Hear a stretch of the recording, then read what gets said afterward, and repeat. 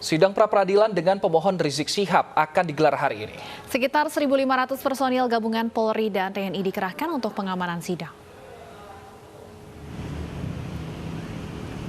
Hari ini sidang perdana gugatan pra-peradilan Rizik Syihab sebagai tersangka kasus penghasutan dan kerumunan di Petamburan digelar di Pengadilan Negeri Jakarta Selatan. Jalannya sidang dipimpin oleh Hakim Tunggal Ahmad Sahyuti.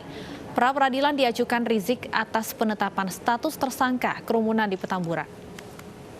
Berdasarkan pasal yang disangkakan yakni pasal 160 KUHP tentang penghasutan dan pasal 93 Undang-Undang Nomor 6 Tahun 2018 tentang karantina kesehatan. Kuasa hukum Rizik membacakan permohonan pra-peradilan. Sekitar 1.500 personil gabungan TNI Polri dikerahkan untuk mengamankan jalannya sidang agenda pembacaan permohonan. Selain itu, untuk mengantisipasi adanya kerumunan massa, mobil water cannon juga disiagakan. Pengamanan, jadi kita gabungan pasukan kurang lebih 1.500, kita bagi di 3 titik pengamanan. Yang pertama adalah di Pengadilan Negeri Jakarta Selatan sendiri, yang kedua di penyekatan terbatas di Jalan Madrasah dan di Jalan Ampera. Jadi maksudnya penyekatan terbatas, lalu lintas tetap berjalan, hanya kita melakukan penyekatan jika ada kelompok atau pendukung atau massa yang ingin datang ke sini, kita pasti putar balikan karena tidak boleh.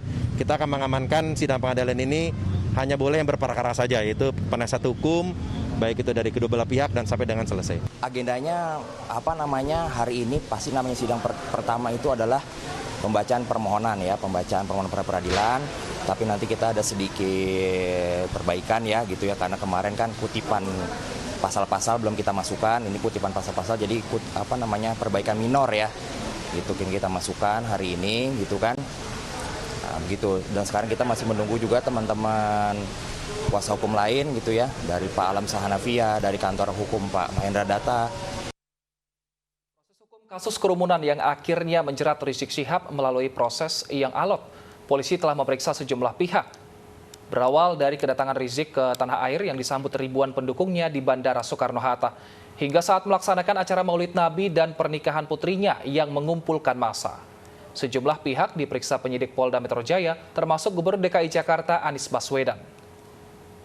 Rizik Syihab 2 kali tidak mengindahkan panggilan polisi untuk dimintai keterangan dengan alasan sedang beristirahat. Pada panggilan kedua, Rizik hanya diwakili kuasa hukumnya.